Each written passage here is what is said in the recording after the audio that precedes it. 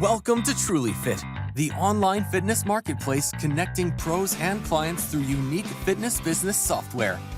Chris, thank you so much for joining the TrulyFit Podcast. Why don't you give the listeners and the audience a background, a summary on you and what you do in health and fitness and from an educational standpoint? Yes, thank you for the opportunity. I appreciate your time. I appreciate you allowing me to come onto your platform and speak. My name is Dr. Chris Swart. I have a PhD in exercise physiology. So I currently teach at American International College, which is in Springfield, Massachusetts. And the bulk of what I do is mainly physiology type courses. So I teach courses ranging from exercise physiology. I teach sport nutrition. I teach a kind of what we would call health professions course, which is like a developmental course on, okay, doesn't matter where you want to go in the health field. What do you need to know to be a successful professional? How do you network? How do you look for internships? How do you write a resume and cover letter? So I do all that type of stuff. I've taught courses in like the medical physiology realm. My main background is in sport performance. So I got into this field because I was an athlete as a young, as a young human, and I loved being an athlete. I did, I was a football player, I was baseball, basketball. I mean, you name it, I did it. But one thing that I realized was, I didn't develop as much as some of the other kind of peers that I had. I wasn't as strong. I wasn't as fast. I wasn't kind of building as much muscle as other people. So I fell in love with lifting weights and exercising and, just the benefits that health and fitness played in my life. I knew that I wanted to pass that message along to the masses. And I was, a decent athlete, but I was never going to be a professional athlete. And I knew that very early on. And so I felt that my general skill set was centered around, I felt like I could take really complex topics and simplify them for athletes to know and buy in to what they were doing and kind of, really get that extra boost, so to speak. So that's kind of where I came from. So I worked for 3 different universities in their athletic department, all Division I, mainly with football, but I dabbled in other sports as well. Now, since I got my PhD, I've taught in the classroom for the last 7 years. So I've had 4 different faculty roles. Not only do I teach, I also am the internship coordinator. So that's kind of where that health professions class comes in. I really try to help out and kind of grow these students professionally. And like I said, just give them the need to know before they get into the field and try to help them not make the same mistakes that I made. Because let's face it, we all as professionals make mistakes along the way. And I want to give back to the field from a classroom perspective. So that's kind of what I do. Just as a side tangent, I also work for another company where we oversee like fitness and nutrition for people who have struggled with alcoholism or drug addiction. So I kind of help them as they kind of transition back into society. So that's been a very rewarding job for me that I do outside of the classroom. And then I also work for another coach, Jason Brown Coaching, where we do a little bit of like, courses and helping people with program design and that type of stuff. So I try to play an active role, like I said, not only in the classroom, but be in the field as well. And then on the side, I dabble in just a little bit of nutrition coaching. And that's basically kind of where I'm at this point.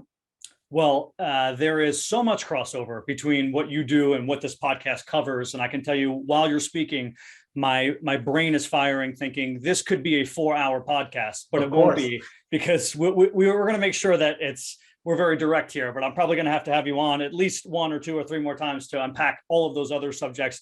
Before I forget all of those things, I just want to quickly touch on a few things. One of my good friends and mentors, his name is Chris Scott.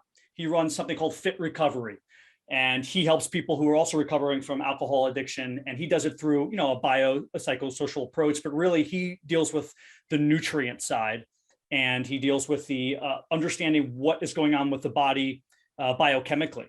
And there was a really great podcast I did with him, the biochemical approach to recovering from addiction. And I would love to connect you guys because I think you guys would probably have a lot to share with one another in your process. But you mentioned Springfield, Massachusetts. I'm pretty sure that is where basketball was developed, or at least the gentleman who developed basketball went to Springfield College. Is that correct? Yes. So the Basketball Hall of Fame is in Springfield, Massachusetts. Yes. Okay. Yeah. So I had a buddy who played football there, actually. Yep. So I've visited there a few times. And then lastly, I have to, make you unpack this a little bit more, because I found it very interesting. Did you say it was a major or just a class in which you're helping people develop these networking skills and this the ability to form their resume better, and just from a I guess you would call it like a macro health perspective, learn all of the little things to help them in any industry? Yeah, so it's just one course. Now, it actually is kind of like an introductory course for freshmen and sophomores that we also have a course within exercise science. So the department I teach in is exercise science. And there's another course that's kind of like more so a senior seminar that they take towards the end of their college career as they're getting out into the field. So the course that I teach is mainly right from the beginning. In our exercise science department, we have an introductory course that I teach that they're freshmen and sophomores. Now, they don't have to be, what's interesting about our program in this particular course, they don't have to be an exercise science major to take that course. We actually have it as a general elective that anybody on our campus can take. Because there's a lot of students that are, they're experiencing the negative effects of, not living a healthy lifestyle, and they want to help other people and get into the field. I mean, there's a ton of students that we're getting to come over to a department like ours, in that general sense. But the bulk of the course, like I said, it is something that is a huge necessity, because this is my fourth institution that I taught at, and it's a huge, huge point where students are not getting enough information along the way of how to professionally develop themselves. Yeah. And so I take the time to share my experiences, because I think that's what they need to hear more than anything else. Like, yeah, we can, as professors, we could put up PowerPoints and ad nauseum give them all this advice, but I think they have to connect it to something that I've been through as the person that's helping them along the way, and the person that's standing up in front of the classroom. And then I try to relate it to something current to like today's day and age, because sometimes they just need to connect those dots just simply from that standpoint. And I think it really helps tremendously. And so some of the weaknesses are definitely cover letter and resume. Unfortunately, this is just my general experience of what I've seen. We're getting to a point where I think students are losing the ability to really write effectively. And there's a lot of other forms of communication now. We have text message, we have social media, we have lots of different things like this, right? More video and podcast type formats, but they still need to know how to write. So I still focus on that, writing a good cover letter, writing a good resume. And then what is the difference between a cover letter and resume? Because I think a lot of students don't even know. They simply take their resume and like almost just take the bullet points and copy paste it right onto their cover letter. Yeah. So what I do right from the start is, how do you develop a cover letter that says what your resume can? And then we just in general go through all the different avenues of the field. And what I try to do is create a roadmap. So here's all the different avenues. And I guess I can't say the word all, because there's always, every year, there's like a new position that one of my students gets that I'm like, hey, I didn't even realize like that could be a viable option in this field. So it's always growing. That's why I love this field. But I try and develop a good roadmap of, here's all the potential opportunities. Here's the certifications you would need. Here's some professionals in the field I can connect you with.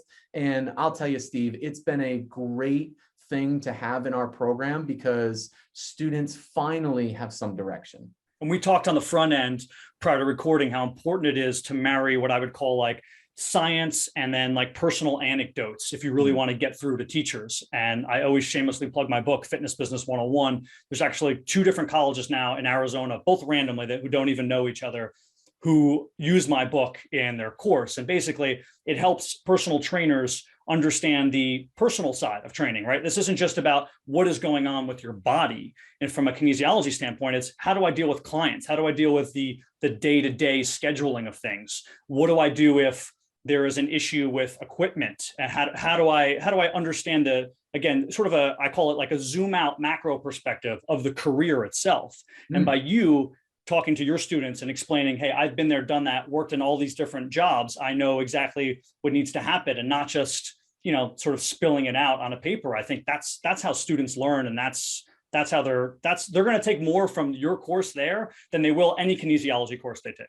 And I say, Steve, I say that all the time, right? Like the biggest thing that I can give to my students is teaching them how to communicate and how to motivate, because we deal with humans. Our field is, there's personal connection there. It's relationship building. That's what we do in the health and fitness space. So if you can't motivate someone and you don't have strong communication skills, then you're already at a massive disadvantage. I don't care how much you've memorized chapters in certain textbooks and how much knowledge that you have in relation to the X's and O's of health and fitness and physiology. It's relationship building. And once you develop that and learn those skill sets, then everything else kind of falls into place and you learn as you go. And so I really am happy to teach a course like that, because it is very, very rewarding to share my experiences and my mistakes along the way, so they don't have to do the same thing, for sure. Yeah. And then you being able to see all of the different avenues, like you just talked about, some new jobs you didn't even know existed that are popping up,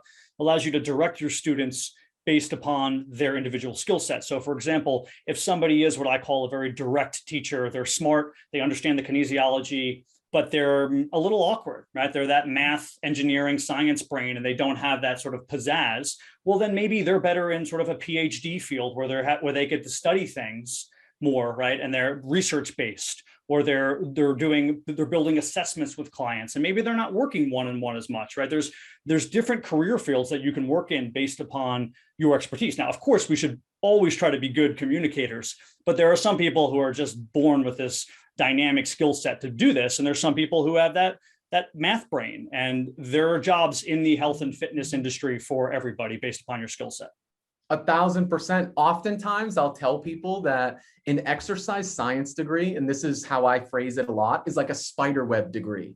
Like you can do so many different things with exercise, fitness, nutrition. It's just a matter of networking, which we've already talked about, and finding your little niche within the field. And I'm very happy to teach a course like that, because I am helping a lot of students develop that niche, and that where is the area that they are most interested in to have success and be passionate. Because at the end of the day, if you're a professional in whatever field you're in, I hope you're passionate about what you do. Like that's you got to find that area within the field that you're most passionate about, for sure. Now, as I stated on the front end, Chris, I think you and I could sit down over a few beers and solve all the world's problems in health and fitness and talk about all these different topics. But for the sake of time, we are going to be a little bit more narrow here in our approach. And we're going to talk about what I would call industry misconceptions, or maybe even just topics that are often referenced, but maybe referenced in a way in which there is confusion, or there are multiple viewpoints on it, and we just want to kind of expand on those through your knowledge. So we're going to jump right into it here. And first, I want to talk about stretching, specifically dynamic versus static. We knew, in the 1970s and 80s and 90s, even into the early 2000s, if you went to gym class, the teachers were telling you, we got to stretch before we run here. That all went out the window, and we started to do more dynamic stretching. Can you explain what exactly is going on in dynamic versus static, and maybe when and why we started to switch over to more dynamic pre-workout?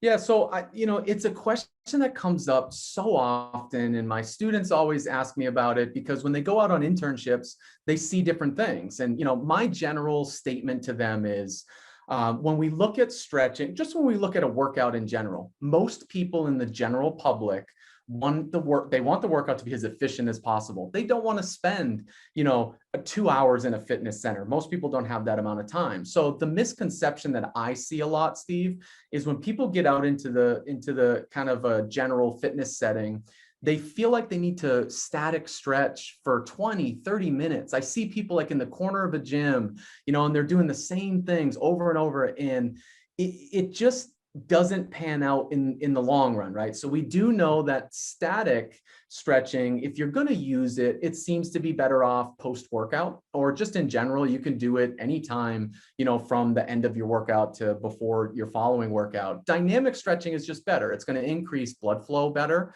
It's going to, range of motion is basically the same, but you're taking the muscles, the ligaments, the tendons through the active range of motion of what you would actually use within that workout session.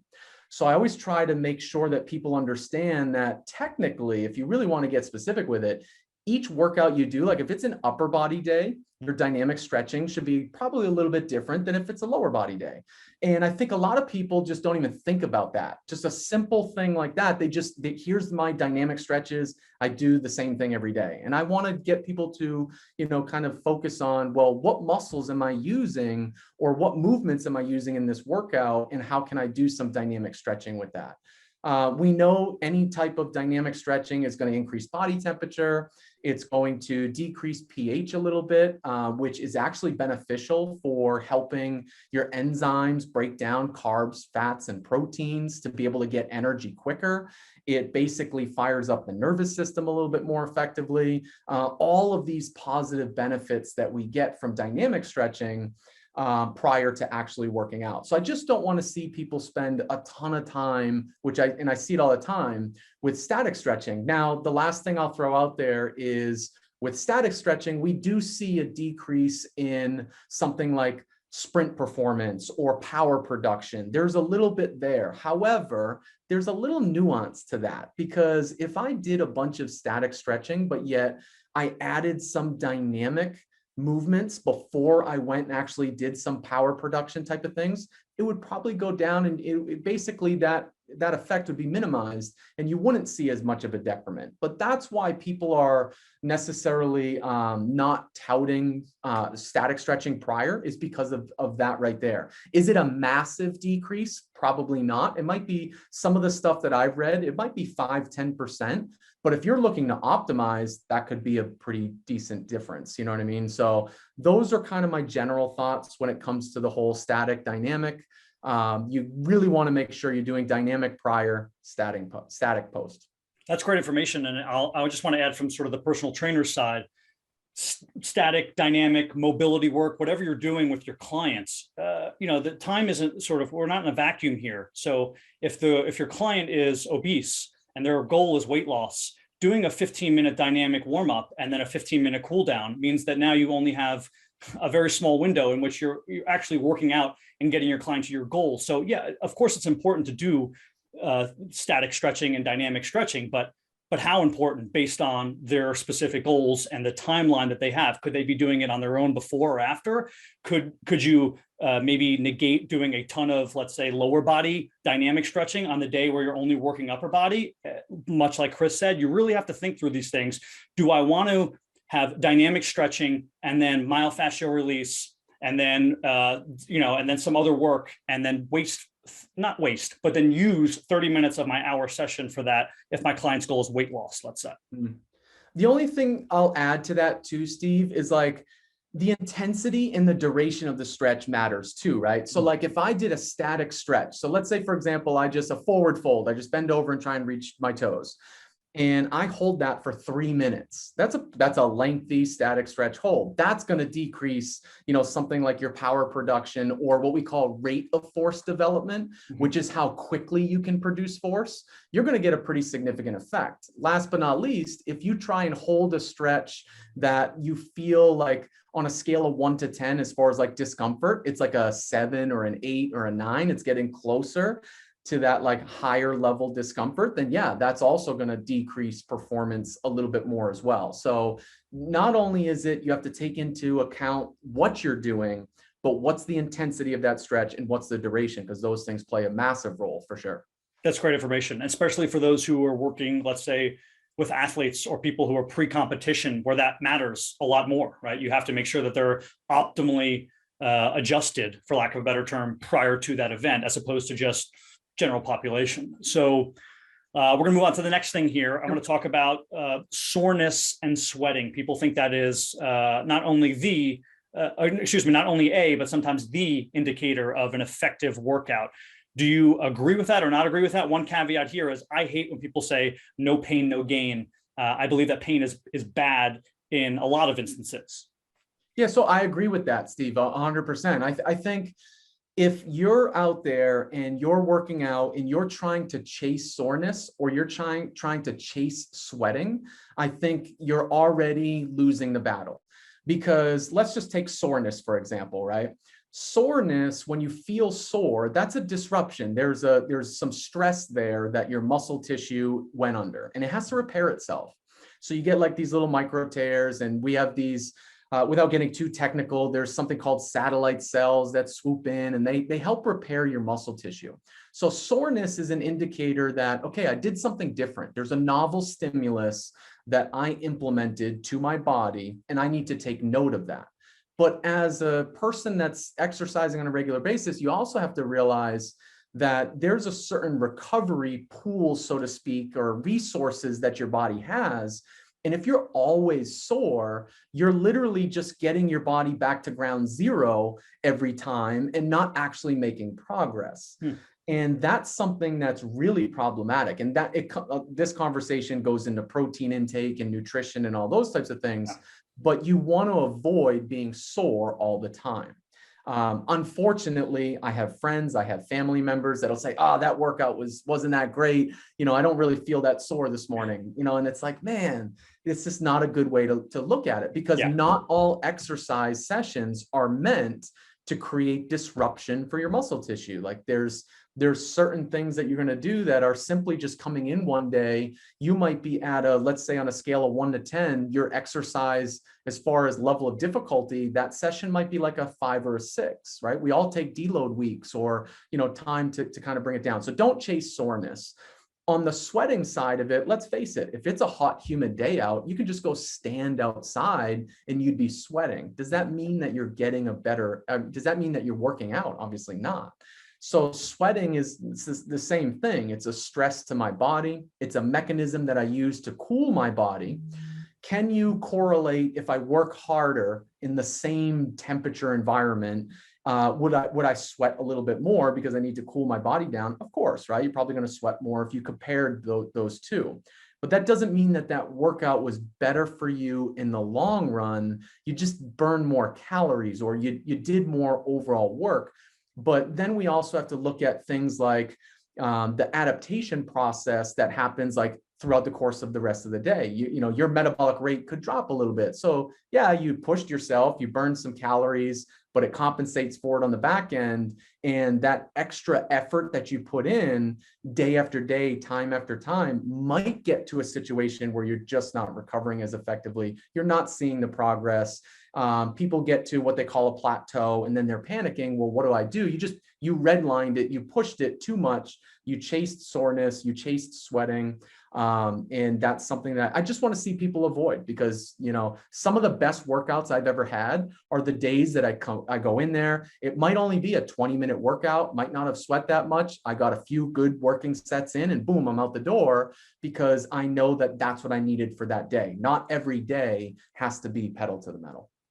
Yeah, I couldn't agree more. I echo all those thoughts. And just to add to that, I always try to think of how I can use this information and sort of repurpose it to get trainers to use it in the right way for their clients. And I think the parlance and the directives in which you use with your clients are very important. So you talk about this scale 1 to 10. I think that's great. Asking them, okay, where are you in 1 to 10? I also think it's imperative that we trainers or people who work out often or who are working with the general population need to understand that they're not going to always use the same terminology as we are. And it's important to kind of really ask a lot of questions. My wife is a physician. She talks about like, and what else? So she'll say that 10 times to her patient, and what else, and what else, and what else, until she has all the information out. And we need to do that too with our clients, because what happens is they describe something, let's say, as pain or soreness, but that's not really what they mean. Sometimes, like we're talking about, let's say, nerve pain is much different than like muscle soreness, which is much different than a scrape. And we have to really dig in and make sure that we understand what they're talking about when they say soreness, because they might not be talking the same language as we are. I think the other thing worth just throwing out there too, when it comes to like when I teach exercise physiology, like every person has different sweat rates. So like the sweat rate can change. You have different distribution of sweat glands throughout your body. So some people just, are more of what we call wasteful sweaters. That's just genetically, they put more water out onto their skin. Does that mean that because they're, heavy sweaters that they always get a better workout? No, Yeah. it's, you just have to be careful with some of these things. Sweating and soreness indicate certain things they're worth paying attention to, but they are not your main indicators of progression or good workouts by any stretch of the imagination. The comedian from King of Queens, Kevin, his last Kevin name James. I think it's Kevin James, right? Kevin James, yeah. And one of his stand-ups says something to the extent that he walked into a store and he was sweating profusely, and some lady was like, "Hey, what kind of workout did you do?" He's like, "I just peeled an orange." Yeah. So The King of Queens is one of my favorite shows. I love that show for sure. Yeah, it's classic, and obviously he makes fun of himself because he's a hyper sweater without having to do anything. So yeah. So on to the next topic here, creatine. As far as National Academy of Sports Medicine, we learned very little bit about supplements as a whole, but certainly about how they, let's say, mechanistically act inside the body. We just are taught like, yeah, you can use these for muscle building, something vague to that extent. A lot of people associate creatine, let's say, with danger. Maybe they group it in with that class of steroids and things of that nature. Describe to me not only what creatine does, but what the misconceptions are and why you think there are these misconceptions. Yeah, it's too bad because I think creatine in certain circles gets such a bad rap, and it shouldn't. And the first thing I always tell people about creatine, it might be creatine and whey protein. I mean, those are the two most widely studied. They're safe supplements to take, provided you get them from a good source. So that's always a caveat, right? Yeah. You have to make sure if you're getting a creatine supplement, it's got to be third-party tested. Make sure you do a little bit of homework, but that's a separate conversation. Creatine in general is helping you increase strength and power. So creatine is a combination of 3 amino acids, and amino acids are just Legos essentially for building muscle. They're building blocks. And so creatine is natural. It's within your body. It's within, things like red meat and fish, animal-based products. And what creatine in my classes, I tell my students, think about creatine like an Uber driver. And what it's doing is it's picking up something known as a phosphate, which we don't need to get technical with it, but it's literally just picking up something and as part of the cell that brings it to the part of muscle that contracts to let that happen faster and more efficiently. So for people who want to, like I said, build more strength and have a little bit more power, creatine can be very beneficial. So it really helps people with high resistance or explosive type movements. Now, with creatine, one of the things that I think is really important is we're seeing research from a creatine perspective that's benefiting brain health. We're seeing creatine benefit bone health, cardiovascular health. So creatine has a lot of other applications, in my opinion, that go well beyond just simply muscle strength and power. But here's where I think people worry about creatine, and here's where the misconception is. Oftentimes, people will say, you need to cycle creatine. And the second that word cycle gets thrown out there, people think, oh my God, you just said it's going to build muscle. You just said the word cycle. So this is a steroid and I want to avoid it. Yeah. Or a parent of a youth athlete may think that because of what they hear. And I want that to be like crushed right away. Now, do I think that everybody needs creatine? Absolutely not. Do I think that it's safe and you can look into it? 1000%. But once you say the word cycle, that's where the problem starts to come in. Now, the other problem with creatine is people will say, well, it causes you to be puffy and you retain a lot of water. And what we now know is, yes, if you take creatine, you will gain some weight, right? But that weight is water, but it's going in the good areas. It's not fat tissue. Don't think that you're gaining fat by taking creatine. You're putting water into the muscle cell to make it basically bigger, right? It's just part of that whole overall process. So it's pulling water in the good area, not the bad area. So those are some misconceptions that I think, related to creatine. Now, can creatine cause things like some slight nausea or gastrointestinal issues with very small portions of the population? Yes, but it typically goes away once you've taken it for some amount of time. The last thing I'll throw out there is You don't need to load creatine. So a lot of times people will say, well, you need to take 15 to 20 grams for 5 to 7 days. And then, that's going to be your best way to get creatine in. You can do it that way. It can get loaded up pretty quickly. But if you just take a general maintenance dose, 3 to 5 grams throughout, a month or so, you're going to get to the same finish line. You can just load it and get there quicker. Go ahead. I'll let you kind of add anything to that, and then I'll spin off there. Yeah, I think a few things. Number one, a lot of that loading initially, at least from my perspective, came from the companies who obviously want you to use more of their creatine so then you can buy it again. So of course they're going to have you load because you're taking more of it quicker. They didn't explain why, again, mechanistically it was advantageous. They just told you to do it and you did it. So that's something to look into. And then as far as I guess I have a few questions for you now, and a lot of my audience is personal trainers, so they understand sort of at least the basis between like the ADP to ADP rephosphorylation process, and that we need to use this more so from like a power standpoint. It's advantageous. At least this is what we've been taught. So you can correct me if I'm wrong. If I'm doing, let's say, a set of 4 of heavy squat or bench, as opposed to me running a marathon, because of the energy systems that I would be using in that case would be that ADP, as opposed to, let's say, anaerobic or something. Yep. So there's a energy system known as the phosphagen energy system, right? And obviously, probably a lot of your listeners are already aware of that. And creatine is basically just amplifying the effect of that phosphagen energy system. And it's immediate. So typically, we're looking at basically activities lasting anywhere from maybe 3 seconds upwards of 15 to 20 seconds. So think of things like a 40-yard dash, 200-meter sprint, something along those lines. Or if I'm doing like a set of 5 repetitions as heavy as I possibly can. These are ways that you want to use creatine. Is creatine going to be beneficial if you want to go run a marathon or a 10K?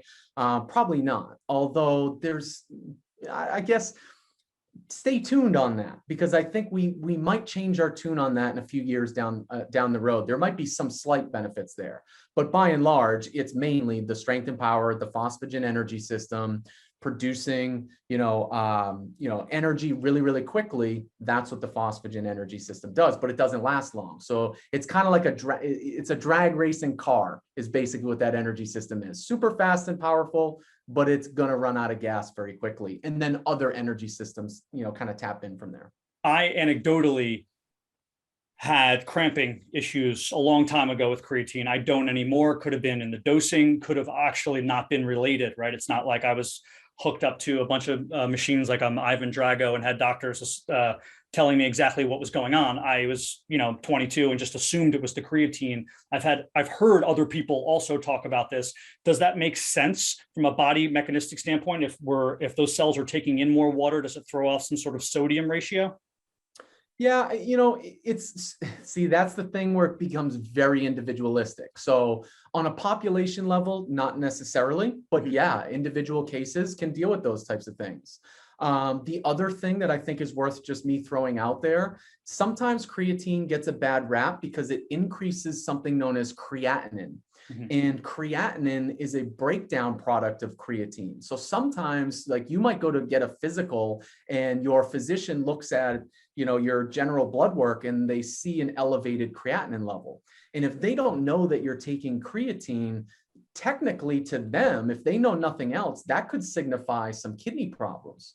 But it's within the normal range, it's just a little bit higher. So one thing that I always educate people on, if you're going to take creatine and, if you go get some basic blood work, make sure you let your physician know. And that's just general good practice always. You should be letting your physician know all supplements you're taking, everything you're doing, but make sure they're aware, because it sometimes people freak out about creatine because it can raise creatinine levels a little bit in the bloodstream, and it's the job of the kidneys to be able to filter that out. So sometimes that raises red flags, but it's not something that is problematic once they realize, oh, you lift weights, you take creatine. Okay, me as the physician, if I was, that would make sense, right?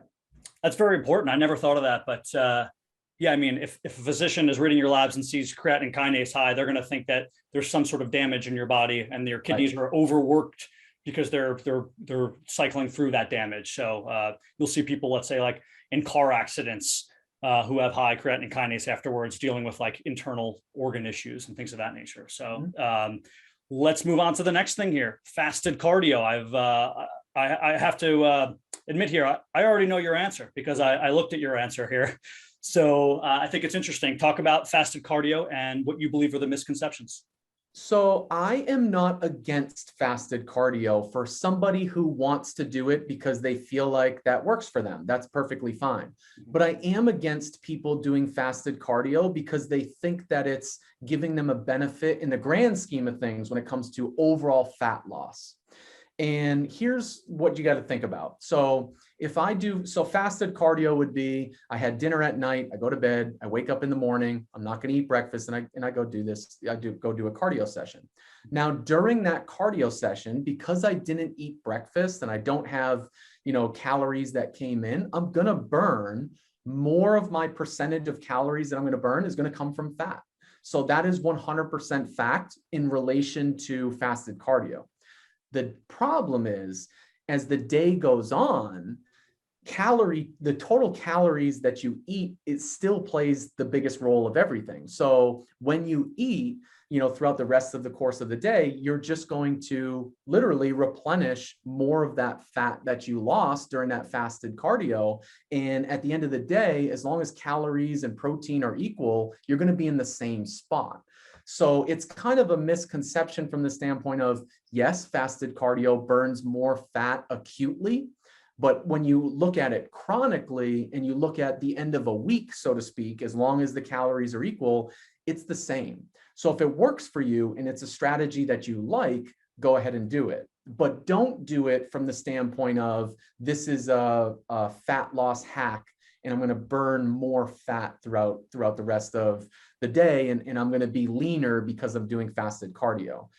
It still comes down to calories. It still comes down to protein. Now, I'll just throw this out there because I think this is important and not enough people talk about this. Fasted cardio does have a pretty good benefit for mitochondrial health. So, it's worth doing for some people. I mean, everything's individualistic, so I can't give anybody specifics, but it is worth doing for some people because, especially if you're a runner or some type of aerobic athlete, if you do fasted cardio from time to time, your ability of your mitochondria to burn fat will increase for sure. So, you might be a little bit better fat burner if you do some fasted cardio from time to time. So, like I said, I can't be specific. It's going to be individual based on the person, but I know of plenty of athletes that toy around with it as long as they feel okay with it to maybe get some of that benefit. But you have to understand that, at least from my perspective, you do not have the same performance if you go into an exercise session fasted on a population level. Are there people that might? Maybe. But on the whole, if you don't eat, if you don't have any fuel in your system, your performance is going to go down. So if you're a person that's working out for pure performance and you want to optimize things, fasted cardio just is not going to be good for you. Yeah, I'm glad you mentioned that at the end, because that was sort of my next question or pitch to you, is that, yes, one could work out hypothetically fasted and let's say run 2 miles, and maybe they're pooped at 2 miles. But if we all agree, which we should, that calories equal energy insofar as in talking nutrition parlance, well, then if you have more calories, you have more energy. So maybe you could have ran 3 miles and then burned the equivalent amount of calories anyway that you burned off from eating that food. So, it's all, you have to still take into account that the calories themselves could help you perform better and longer, which in turn will burn off those calories that you ate. Yes. By and large, like I said before, most people are going to do so much better, adequately fueled, making sure they have calories in before their workout. Definitely. But I do like how you said it does depend on the person and what's going on. I will wake up in the morning sometimes and maybe I'll have a cup of black coffee and I'm just not hungry yet, but I decide to go jog 2 miles. Well, to me, that is not difficult, right? I can jog 2 miles at an 8-minute pace. And for my capacity of exercise, for lack of a better term, that is very easy. That's a 3 on the 1 to 10 scale. So I don't need energy. I don't need extra energy to do something like that. But I'm somebody who doesn't power lift. So if I were to go do an Olympic lift day at 7 in the morning, I couldn't do it fasted. So I think it's understanding your body and understanding your client's body and what they're good at, what they're not good at, and really making sure that fasted or lack thereof approach is implemented only when they're able to do the exercises themselves. Mm-hmm. I agree 1,000%. The anabolic window, people talk about it a lot. Is this a complete myth, or is there some truth to it?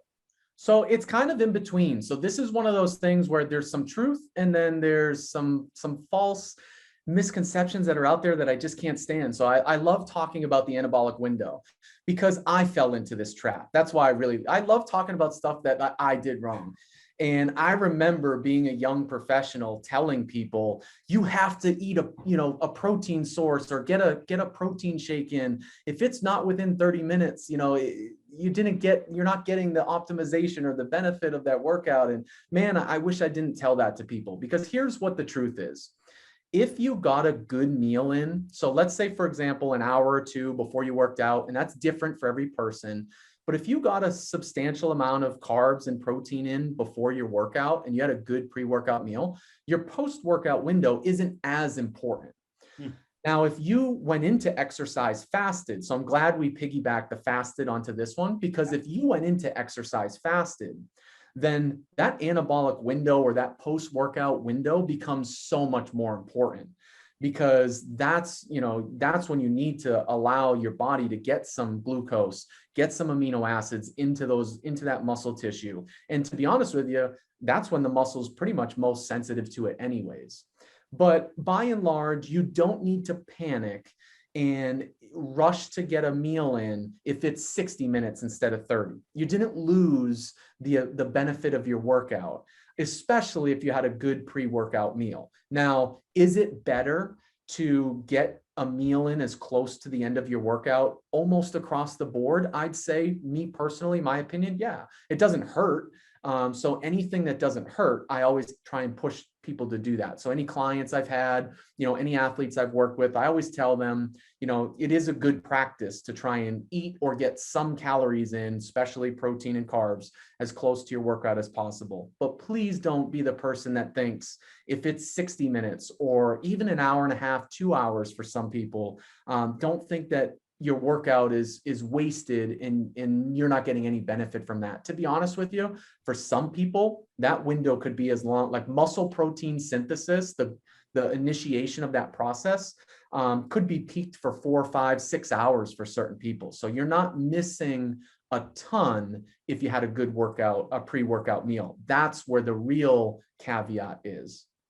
It's very interesting. And I always find it, I don't know, kind of funny when I watch bodybuilder type people who have like their turkey sandwich on whole wheat and like a protein shake with waxy maize. And the second they're done with their last set, they're in the locker room downing this food. I mean, like minutes afterwards. So, I mean, if some people think the anabolic window is minutes. Yeah. So I'll throw this out there. So with my nutrition clients, basically what I tell them, just kind of across the board, the most basic general guidance is somewhere between 1 to 2 hours prior to your workout, try to get about 20 to 40 grams of carbs and 20 to 40 grams of protein. I keep the number the same because I think it's easy, especially if you're working with the general public, to just, especially if they start to pay attention to macros, it's easy for them to remember 20 to 40, 20 to 40. And then the same thing post, I'll tell them, okay, same concept, get about 20 to 40 grams of carbs, 20 to 40 grams of protein. Could some people do better with more? Of course, a lot of individualistic kind of conversations there. But I think from a broad spectrum shotgun approach, that's an easy way for them to just say, okay, that's what I need to know, or that's what I need to hit. And they do it consistently. And as we know, consistency is everything. So once they start to develop their pre and post workout meals, because in my opinion, that's the most important part of the day for people who exercise on a regular basis, that around that workout window, the better you can optimize that and put some time and effort into good quality nutrients, the better off your overall progress is going to be. So I hyper focus on that when I work with nutrition clients and keep it as simple as just that general reference range. And just to, again, repurpose some of your great info for the personal trainer's day-to-day, if you don't know what your clients are eating prior to coming to the session, that's a problem. You should know what they had, because if your workout, let's say for that day, is some very intense HIIT workout, and it's at 4 p.m. and they haven't eaten since 8 a.m. Well, that might be a problem for your client. So make sure that we can't necessarily control what they eat. That is kind of above our pay grade, but we can make general recommendations and we can talk to them about what they're eating. And we can certainly talk about when they're eating. That is totally fine to talk to our clients about when they're eating. So since there's a lot of trainers that listen to this podcast, the one thing I want to throw out there just as kind of, a strategy that I used when I was training, and I don't do as much hands-on training anymore. I'm kind of more in the classroom. But when I was training, every single client that I had, I would ask them 3 questions at the beginning of every session. And they always knew it was coming. I always asked them, how'd you sleep last night? That was my first thing, because I think sleep is the most important out of anything. So that was my first question. They walk in the door, they knew I got to go tell Chris how I slept. Always, every day. Yeah. Then the second question I would ask them is, what's your stress like today? How was work? How's the family? I just want to know a general gauge of how stressed they are coming into that session. And then the third one was always, what'd you eat today? How's your nutrition been the last 24 hours? I think as a trainer, that can take, for some people, that might be less than a 1-minute conversation. Yeah. A newer client, you might spend 5-10 minutes, who knows, or longer. But when they know those questions are coming, you're beating that drum so often where it just becomes ingrained to them. Sleep, nutrition, stress, sleep, nutrition, stress. It becomes habit for them. So I encourage all trainers to ask those 3 questions at the beginning or end of every session so you can kind of keep track of it. Great information. I call it the update phase. You have to do it before each session starts, or maybe while they're doing their dynamic warm-ups, let's say you do it. And another reason why I think it's very important is because it's your job as the fitness professional to then adjust accordingly based on their answers. So Chris may say, hey, how'd you sleep? And they go, my toddler was up 3 times last night. I slept 4 hours. And you go, how's your stress at work? They fired 7 people in my department. I may be next. What'd you eat? I didn't eat anything. Okay, well, with those answers, we're not doing what I thought we were going to do today. Instead, we're going to go to the pool. We're going to work on your form for swimming, right? So you're going to have to adjust accordingly. That's also why those questions are very important to kind of pry at your client's life, because you have to develop the program around all of their sort of like lifestyle habits or lack thereof. I think one of the best markers of professional growth as a trainer is when you finally develop the confidence to ask those questions and have the ability to rip up what you prepared for that day. As hard as it is from an ego perspective, I put this great workout together. Sometimes we got to scratch it, start from ground zero, change some things up, and do that on the fly. Those are the exercise and fitness professionals that I see have the most success. The ones that view coaching as an art, not necessarily a hard science. The science is great, but there's a lot of art to coaching in that humanistic level in developing relationships with clients and having the confidence in your coaching ability to say, hey, based off of what you just told me, I can't do what I planned for today. Let's do this instead. I listened to a podcast. I forget what podcast I was listening to, but one of the trainers said sometimes he would just take his clients out for coffee, not on a regular basis, but every now and then they'd be that stressed or they'd be that, just kind of overwhelmed with life where it doesn't matter what you're going to do in that exercise session. It's probably too much. Let's do some mental stuff. Let's go sit and chat about, healthy habits and, let's talk about your nutrition. And that can provide just as much value, if not more, than obviously the exercise session in and of itself. So just be adaptable as an exercise professional. It's really, really important. Couldn't agree more. I've taken many of walks with my clients where they decided they're paying. So they decided to spend their 30 or 60 minutes venting. And I was there for them as the fitness professional. And I think, again, I go on this tangent a lot, but working with seniors gets you into your development phase that Chris is talking about much faster, because they're going to come in with more problems than a 22-year-old housewife, let's say. And you're going to have to adapt quickly. They're going to come in, if you're working with a 72-year-old who has a bilateral hip replacement and COPD and osteoarthritis, right? They're going to have more issues on a day-to-day basis, and you are going to have to take that information in and then quickly think on your feet and go through this process. So I really do recommend working with the entire level of age in all populations and not just working with, let's say, young athletes? Yeah, the more you can diversify your clientele, especially as a young professional, the better you're going to develop skills. I agree with that 100%. So on to the next potential myth, or maybe not. People talk about protein amount. You just mentioned we should have 20 to 40, maybe 2 hours prior to the workout. A lot of people have this number they say to hit. Let's say you weigh 180 pounds. They say, we'll try to get 180 grams a day. Why is it not just the number, but also the quality that matters, if you do believe that? Yeah, it's definitely so. The hierarchy that I talk about in my classes is, first and foremost, total protein intake is by far the most important factor when you look at protein per day, right?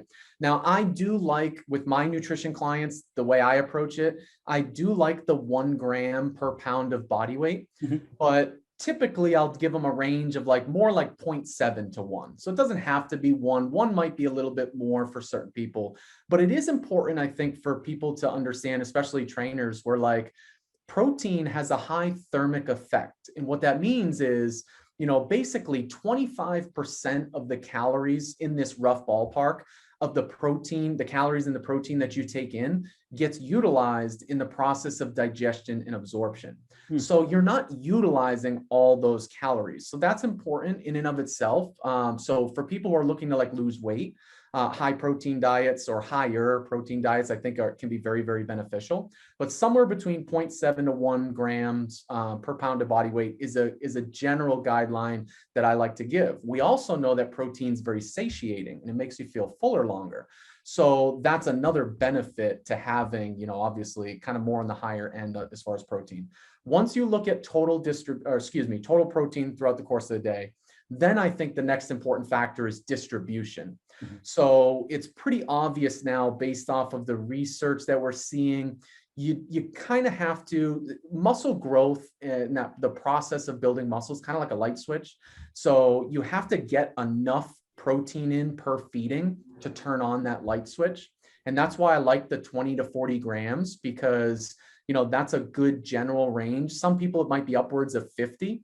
Once you go above 50 grams of protein in one meal, especially if you're a smaller person, that's just added calories. You're not doing something with that from the standpoint of muscle growth. It's getting burnt for energy at that point. But you do absorb all the protein that you take in. Technically, you're going to, or at least the vast majority of it, it's going to get ultimately into the bloodstream. So distribution matters after that. There is something known as leucine. So I do have to throw this out there. Obviously, leucine is an amino acid that really triggers that light switch. And so it's not, you don't just want to get a good protein source in, you got to make sure it's got some good leucine too. That stimulates what's known as mTOR, which is basically your main muscle building pathway within muscle fibers. So that's important. Then it comes into something like protein quality. So that's where we want to look at, you have essential amino acids and you have non-essential amino acids. And basically the non-essential amino acids are what my body can produce. So there's, part of these proteins that I'm taking in that my body can make to build muscle or do whatever it needs to. But protein quality is really important from the standpoint of, I'm not against vegans or any type of, vegetarian diet, but animal-based proteins just seem to, for a lot of people, kind of spike the muscle protein synthesis a little bit better. It's absorbed a little bit better. Plant-based proteins are not absorbed the same. They're digested a little bit different, but it doesn't matter whether you are a vegan or vegetarian or you are more animal-based protein. At the end of the day, it's the number that's important. And if you do have plant-based sources of protein, you probably just need a little bit more. And it's probably going to take a little bit more homework on your end to make sure you get those essential amino acids in.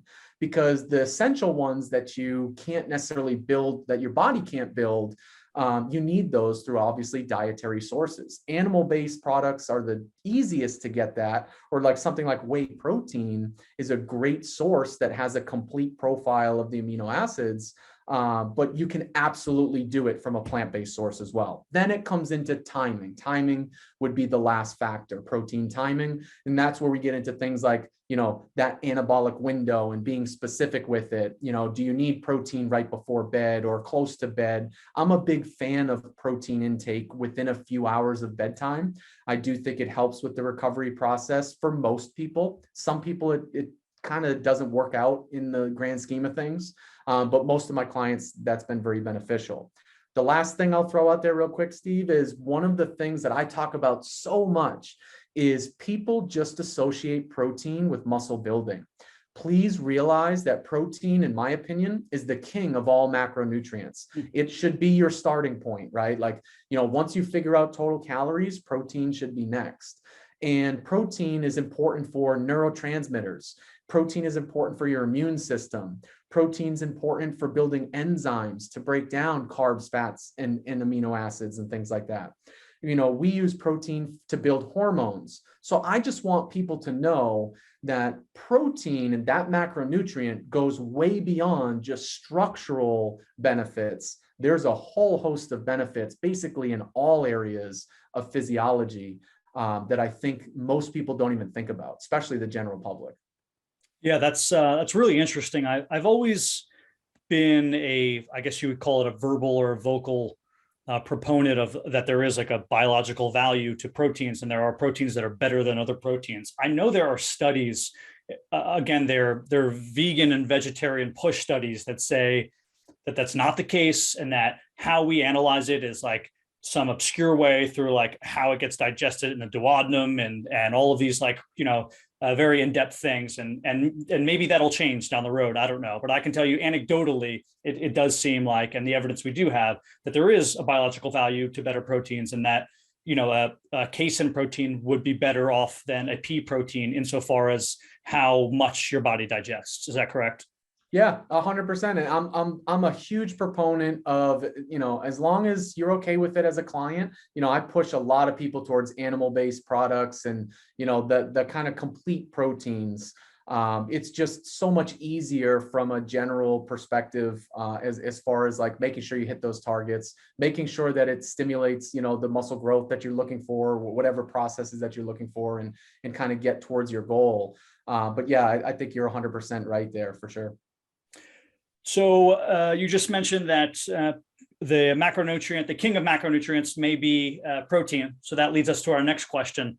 People are very macronutrient centric, though, and they're focused sometimes only on one or the other, and they think that one is going to cause an issue, meaning I can't have any fats, or I can't have any carbs, or I'm worried about too much protein. Can you explain why you believe or don't believe that it's not any individual macronutrient that's causing, let's say, weight gain, but rather your approach to all of them? Yeah. When it comes to weight gain, for sure, it's total calories, right? So we've talked about that. That's the first thing you got to be aware of. So it's not protein, it's not fat, it's not carbs. Carbs get such a bad rap too in certain circles in the fitness industry. People think carbs just automatically lead to fat gain. So here's kind of my thought process on all this. So yes, I think protein is by far the macronutrient king. That's the first thing you want to kind of look at. Now, high protein, and that's a whole separate bag of worms. Like we talked about the kidney issue type of thing. I want everybody to know, because it is a myth, like high protein diets do not lead to kidney problems per se, provided you are starting with a healthy kidney. Or healthy kidneys. But once you go beyond protein, when you look at fats and carbs, if your goal is weight loss, it almost doesn't matter what your distribution of fats and carbs are, from what I've seen in my general opinion, as long as you hit a minimal threshold for fats, because that's super important, right? Like you don't want to be too low on fats where you don't have enough, fat to build certain cholesterol-based hormones and fat-based hormones and those types of things. So you can really do some damage there if your fat is really, really low. But my general philosophy is protein first. Then the second macronutrient when I work with my clients that I work on would be fat. And typically it's like somewhere around maybe 0.6-ish grams per kilogram of body weight, and maybe a little bit above that. So that's kind of my lower threshold. And then whatever's left over, I fill in with carbohydrates. Now, the carbohydrate conversation is really important because depending on what your workouts look like, obviously some people need more carbs than others. If your workout is high intensity, I think it's really important that people realize carbohydrates I can break down very quickly anaerobically without oxygen necessarily as part of that chemical process. So if I'm doing something like interval training, if I'm weightlifting, resistance training, I mean, these are things, sprint work, I mean, these are things where I need a good amount of carbohydrates. So be careful with that, like low carbohydrate diets can work in certain cases, but just make sure that you're paying attention as the coach or the trainer to the intensity and duration of those workouts, because that's going to impact, obviously, your macronutrient distribution. But for me, protein, once I figure out fats, whatever calories are left over, I just basically divide that by 4, because we know every gram of carbohydrates is 4 calories about, and I simply just put that amount of carbs in and then tweak those numbers from there. That's generally how I approach it.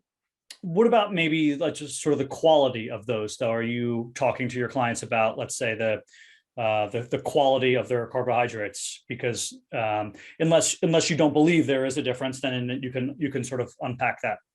No, there's certainly a difference. When it comes to the quality of carbohydrates, I typically send my clients a list of good, like complex, high fiber, good micronutrient dense carbohydrate sources. Because one of the obvious mistakes that people make is they go to the carb sources that don't have a lot of fiber, that don't have a lot of vitamins and minerals. They've got the calories, but they're not providing you with the overall health benefits that those other sources do. So I'm a huge fan of, just run down some of my favorites. Like, I'm always preaching quinoas and sweet potatoes and multigrain breads and whole grain pastas and all those types of things, beans. I want people to get those types of carbohydrates in. Now, post-workout, so, when we talk about like workout windows and things like that, a post-workout window, that's a good time to get a simple carbohydrate in. That's going to basically, get into your bloodstream quickly and be utilized to, take advantage of that kind of sensitivity that the muscle has post-workout. For sure, that can be a very beneficial thing. But always, I try and get my clients to lean more towards the complex carbohydrate sources that are going to give you a lot bigger punch than just the calories and the carbs. They've got all those other things that go with it, because fiber is something, fiber is kind of like, people talk about alcohol as the 4th macronutrient. Not that I'm calling fiber a macronutrient, but like, it's right below those 3, right? So it's like protein, fats, carbs, and then I'm worrying about fiber right after that. And the only, one of the key ways to do that is good carbohydrate sources. And the importance of fiber, that's a podcast in and of itself. And you had mentioned fats and how they relate to hormones and things of that nature. I just want to sort of, again, shamelessly plug one of our podcasts we did is called Fats 101 with a dietitian and nutritionist. Basically broke down the difference between unsaturated and saturated and poly and mono, and the fats we can find better omegas in, and why it's important, let's say in the Western diet, to look for particular omegas because we're low in some and high in others. So if anyone needs to learn more about fats and quality of fats, that I would recommend that listen. So speaking of fats, holding on to fat, people are always talking about that, and they talk about this in association with starvation mode. Is this a complete myth, or is there some truth to it? It's kind of similar to the anabolic window. It's false, but yet there's some truth too. I don't like the term starvation mode, even though in full disclosure, I used it as a younger professional. So I think one of the things that I can do when I do podcasts like this is, like I said earlier, is to share with people the mistakes that I made. I made the mistake of telling people, oh, if you eat too little, all of a sudden your body goes into this starvation mode and it holds on to all this fat, and you're just making the situation, 10 times worse. And there's some truth to that. So there's a term known as metabolic adaptation. And that term is essentially referring to what is your predicted metabolic rate, for example. So if we put your height and your weight and all that type of stuff into an equation, and there's a ton out there, we can get a general guideline or kind of starting point for how many calories you burn throughout the course of the day. We call that total daily energy expenditure, when you add your metabolism on top of, obviously, what you're burning in your activity and other factors. Now, metabolic adaptation would be, well, my actual number is less than what's predicted. And typically it's only about 10 to 20% from what I've seen. So what I mean by that is, yes, you're probably going to have when you go through the dieting phase, you are going to experience most of the time some level of metabolic adaptation. So your metabolism is probably going to drop, let's say 10 to 20%. It could be more for some people and it's less for others, but it probably is going to drop a little bit to kind of, your body's going to combat against that stress. Dieting is a stressor, and people need to realize that before they go into the dieting process. And it's something that I always harp on with fitness professionals and people that I work with. You need to develop a roadmap for your clients and let them know they're going to experience this. So there is a little bit of this metabolic adaptation that occurs. Now, there are some ways that you can mitigate this and kind of help yourself out. Number one is high protein. High protein is very beneficial in the dieting phase for the reasons we've talked about before. You want to resistance train. Obviously, keeping lean mass will keep your metabolic rate higher. You want to make sure that, other areas of nutrition, hydration. But one thing that I like to use are diet breaks. So what I use a diet break for is, maybe every 4 weeks, 3-4 weeks, could be longer, could be every 6 weeks. I'll put them back at maintenance for a week or two. And there's some good recent studies that have come out where it's not a strategy that has to be used for everybody, but it makes the dieting process easier. There's probably going to be, for some people, a little bit less metabolic adaptation. It gives them this little break and kind of pedal off, they can kind of take their foot off the gas pedal a little bit. It makes the process more enjoyable, and the fat loss will most likely continuously come because you're not over stressing for like a super short time period. That's what I see a lot of people make the biggest mistake of when they try to lose weight. They just try and do it too quickly. They get more metabolic adaptation than they really wanted to. And then it creates, a lot of problems. So, creating a calorie deficit is important. You can't go too much, and you have to do it slow over time. Rate of weight loss is really important. This next question is going to be a bit leading because I think I know your answer, and most people who have your level of education have the same answer here. I don't want to say I disagree, but I've found that anecdotally with myself and my clients, it works, although there's no science to prove it. So I'll unpack it here. The eating frequent meals multiple times a day. I don't know your thoughts on that. I spoke with a bunch of professionals, including Danny Lennon of Sigma Nutrition. He's a big podcaster, and he's a registered dietitian in Ireland, and talked about how that all the studies show that doesn't necessarily help. I guess my perspective is that what it can do is shrink your appetite, because your stomach should shrink if you're not eating large meals, if you're eating frequently throughout the day. So then you don't make bad decisions to eat large meals, or you don't get these like hangry hunger pains when you come home at 6 o'clock and decide to open a bag of chips while your chicken is cooking in the oven. So what are your thoughts on that? And sorry that it's a bit leading. No, I like that question a lot, Steve, for sure, because I think I'm under the philosophy of, with the people that I've worked with, anywhere between 3 to 6 meals, I'm very comfortable with, right? And if you look at the research, people will say, yeah, almost, meal frequency doesn't necessarily matter. People have great success on intermittent fasting and they might only eat 1 meal a day. I get all that, right? And I understand what the science says, but from a practitioner standpoint, from what I've seen, I see people do better with more meals on average. Yeah. So I agree with you on that for 100%. But what I think is important is you got to be careful. You don't want those meals to be too small, where it tends to lead to, like, especially as the day goes on, that like later afternoon, night binging type of thing, because the meals might have been too small or just not a good quality. So one of the strategies that I use, which should be used for everybody anyways, is if you're going to separate your meals and have like 6 more frequent meals throughout the course of the day, make sure you're doing things that are obviously going to add volume to your stomach. So something like, adding vegetables that for lower calories, something like broccoli, green beans, these things, peppers, these things take up more volume in your stomach to give your brain that association of, okay, there's more food in my stomach, you don't have as much hunger, and it seems to lead to better success in the overall long run. So I'm with you. I think that 3 to 6 meals, is generally my starting point. The more, the better on average for most people. When I was younger, I did a diet. This is very random.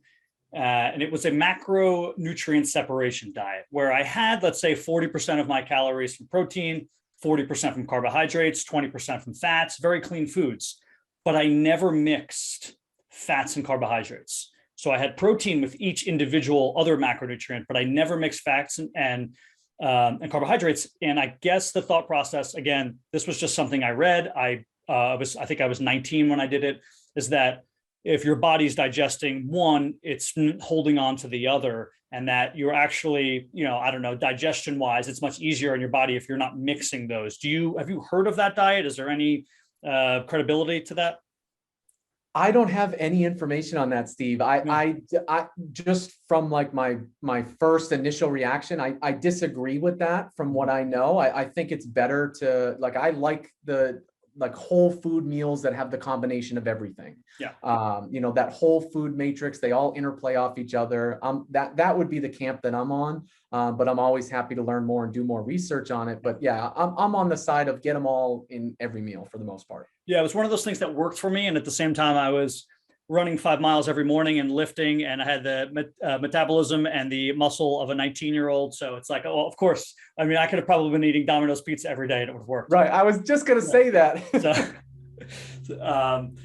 Okay. So the last thing I want to talk about here is I'm going to lead the way here, because this is one of my, I guess, misconceptions that I have to deal with a lot in both with clients and with personal trainers, is that people believe the muscle size, like hypertrophy, has like a direct causation with strength and power.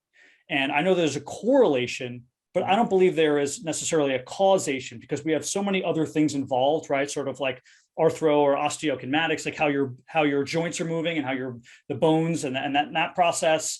And I guess you would call it like muscle memory and the efferent neurons and how they fire and how many times you've done something. So regardless of how strong Chris is, let's say he's way stronger than me in pressing exercises. If I give Chris a pressing exercise he's never done, and I've done it 6,000 times, there might be a chance that I actually lift more than him in that pressing exercise, because he doesn't have that sort of those neural pathways developed. Can you speak to why it's not just the size of your muscle that makes it strong or powerful? Yeah, no, it's a great point and a great question, because yes, bigger muscles are correlated with more strength, 1000%. But, I know just myself in general, I remember being a high school and college athlete, and there were people that were 20, 30, 40 pounds heavier than me that I had more strength and more power than them, even though they had more size. So the point here is a lot of this comes down to the nervous system. So when you look at strength, for example, you have the nervous system that's obviously communicating with muscle. There's something known as rate coding. So not only am I impacting, like if I were to do a 1 RM squat, so I'm going to lift the most amount of weight I possibly can. The goal is to recruit as many motor units as possible. And what I mean by that is a motor unit is the nerve and then all the muscle fibers that it's going to communicate with. The more I can recruit those, the better off I'm going to be to recruit more muscle fibers to produce more force. So a lot of it comes down to the nervous system and how many fibers, muscle fibers, you can fire at once. So the size of the muscle isn't necessarily the most important factor in some cases. It's the ability of the nervous system to do that. Then you have something known as rate coding. So rate coding is the frequency at which the brain and nervous system is going to send a signal to the muscle itself. So what we see is at some point, you're going to recruit as many motor units as you possibly can, or you're going to get closer and closer to that limit. Then the next thing that's really pushing strength development would be something like the rate coding, for example, that is allowing the frequency to go up, which will improve your overall strength. So the nervous system is a massive component and a massive conversational piece when you look at strength. So the muscle size is a factor, but it's not the only factor. That's really interesting. I wonder if there's a way scientifically to look at some of these athletes through their rate coding and through the efficiency and see where is their optimal? Where is that final baseline? If I'm a boxer, how do I know when my cross is exactly as powerful as it can be. And then I can just stop working on that power because I've already hit that threshold. Is there a way to measure that, or how do they measure things like that? I don't know the answer to that off the top of my head. Like, are we at the point where we see, like, what's a good way to assess somebody's limit? I don't know if there's a good method out there. I'd be interested in learning if there is a good method out there, but I think it's going to be the same conversation as far as like strength, right? Like a lot of times strength and conditioning coaches will say, okay, this person's as strong as I need them to be. Maybe they could get stronger, but I'm happy with where they're at. I want to develop other biomotor abilities. So, I don't really know the full answer to that, but I'd be interested in learning more because, it would be a great metric to know as a coach or a trainer, how much more room do I have to progress this person? Yeah. And then I can just stop. I mean, I'm a big martial arts fan, but I always wonder, okay, what some of these martial arts practitioners continue to work on things in my estimation, when I look at them, they're already perfect. So I'm like, why are you working on this high kick? It's absolutely perfect. You're never going to generate more power. You've already thrown 10,000 of them. You're never going to be more efficient. Work on something else. But I guess, until we know what is that optimal, until we have a measure, I guess people always think I can kick a little faster. I can be a little bit more efficient. I can kick a little bit harder. So this was fantastic information. Where can the listeners find more about you, Dr. Chris? Where can they maybe reach out to you directly? They're fitness professionals, let's say, and they're intrigued about what you do and maybe want to follow in some of the pursuits that you follow down. How do we find everything Dr. Chris Swart? So the best way to reach me is Instagram. It's just what I use the most. It's really the only platform that I'm very active on. I dabble in Twitter. I've dabbled in some other platforms, but I like Instagram a lot. So my Instagram handle is @dr.swart. So the actual doctor, DOCTOR .swart, SWART. And that's probably where you're going to get a response from me the fastest. But obviously, you can go to American International College's website. You can click on exercise science. My bio's up there. My email's up there. So you can email me directly through AIC. But I always tell people Instagram is going to be the best by far. That's how I'll get back to you the quickest. Looking forward to having you on again. My guest today has been Dr. Swart. Thank you for joining us. Yes, thank you, Steve. I just want to say real quick, I appreciate your time. I appreciate you letting me join.